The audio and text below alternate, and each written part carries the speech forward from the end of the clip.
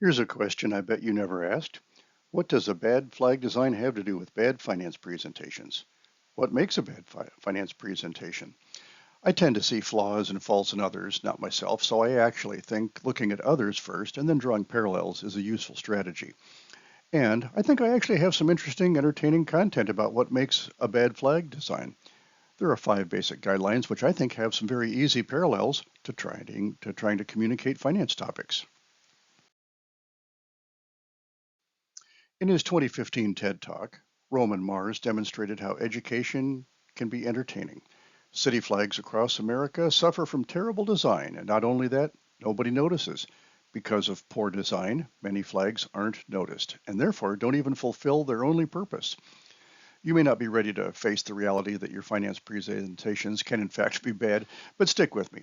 I'll share with you 5 design ideas that you can actually use in real life, and you'll improve your happiness and satisfaction, and your audiences. So let's first have some fun with city flags. What's the difference between a good flag and a bad flag?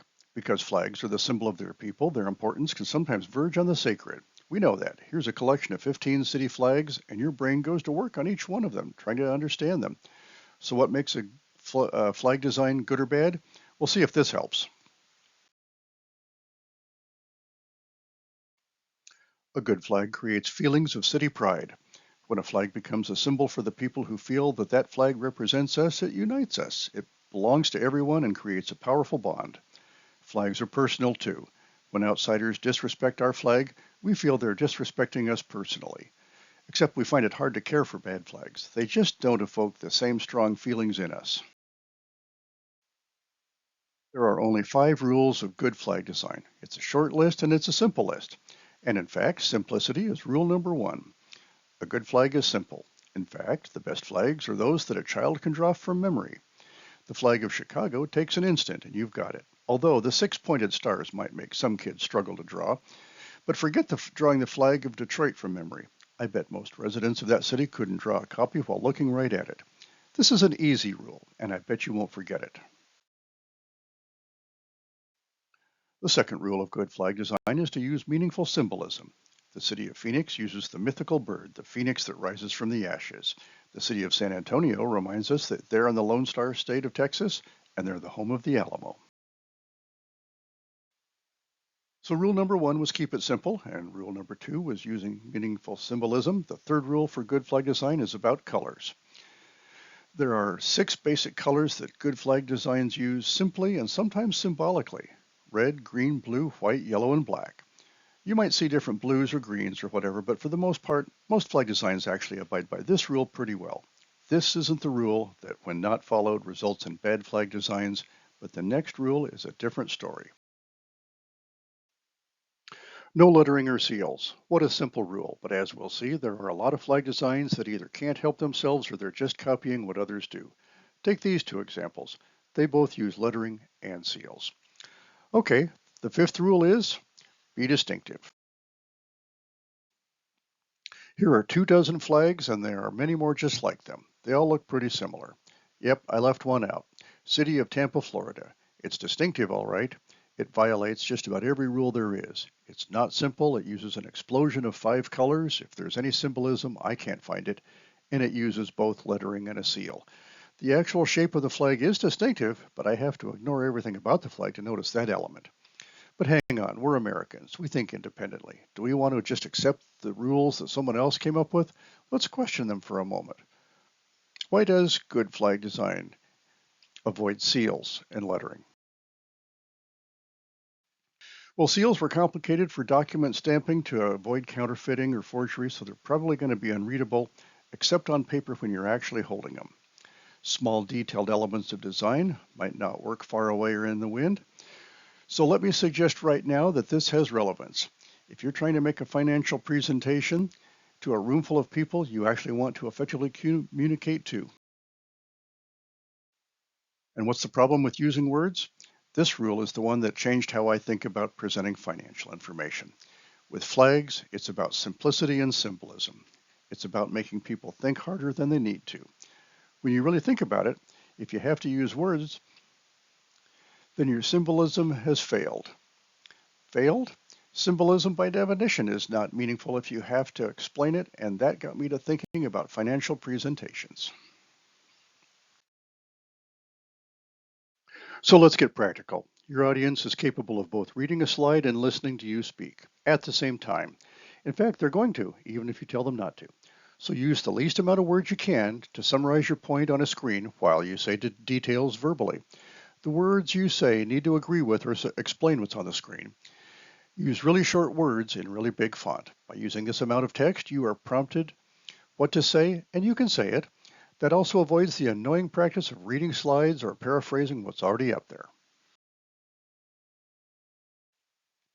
When you can, try to make one point at a time. See the impact this has. This can get real boring real quick if every slide is like this. Use titles, use bulleted lists, use 2 or 3 lines if they're related, and support your main point.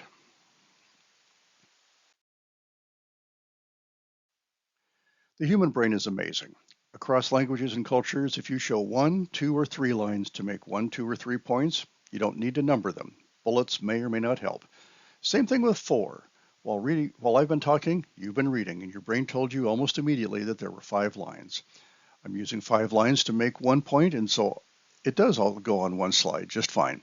5, though, is the maximum. Hard stop. Any more, and your brain starts to have to work hard, and I want your attention on what I'm saying. You do too when you're presenting. Continue on another slide if you must, but keep big font and limit to 5 elements. Many of us do this. Small font, small numbers. In fact, you may be trying hard to read the words, but it's a wall of words. And the numbers is a wall of numbers. Each one of those is a strike, and together I think it's 3 strikes. This slide is out. I'm trying to talk, and you're probably hearing very little of what I'm saying. So let's fix it. Let's start by making the numbers bigger. See the difference? Didn't you just relax a little? Not completely, though. This is still hard, but see where we're going? Don't make your audience work. Don't make them think. You are the presenter. You do the work and guide them. Let's do one more thing. Let's take these exact numbers and round them to thousands. See if this table still makes the same point. We take away the words, and I don't think we're going to need them back.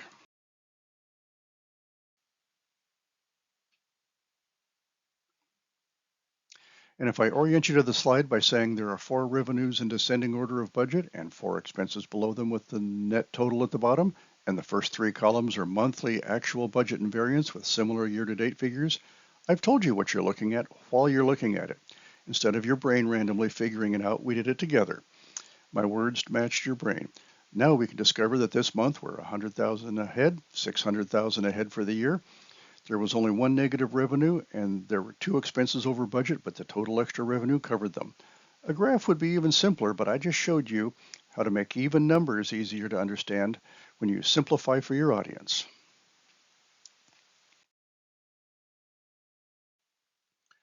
There are 5 rules for good flag design. Violate those rules, and whatever is up on a flagpole blowing in the wind has little distance of communicating what it needs to. One TED Talk changed how I present budget and treasury reporting. We in finance have an uphill battle communicating in a field that a lot of people don't want to engage in. At least make it easier for them. Once you adopt this philosophy, you'll find other ways besides these. If you can communicate to the least financial folks, if you go more than halfway across the bridge to meet a reluctant audience, you'll be more effective.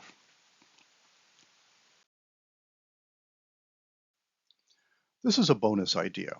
If you have to use words, your symbolism has failed. I always use this as my closing slide after my conclusion. At the city that I currently serve, and this doesn't use words. Did your brain figure it out? If you lived in my city, you would have it already. This is simply the city's logo superimposed on a wall of $100 bills. This serves as a signature unique to my finance department.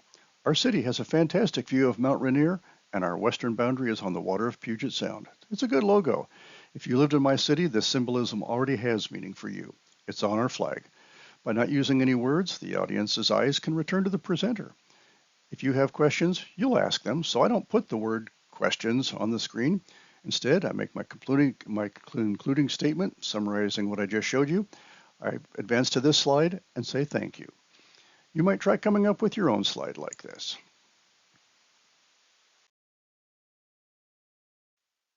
The purpose of this video was to help you by taking an idea someone shared with me. If you have ideas, I'd love to learn from you too. If you found this interesting and helpful, peruse my previous videos, all of which are arguably mini conference sessions on finance and treasury. The best way to be a more valuable public servant is to decide to seek the good of others, putting others first, not just those outside City Hall, but those who work inside too.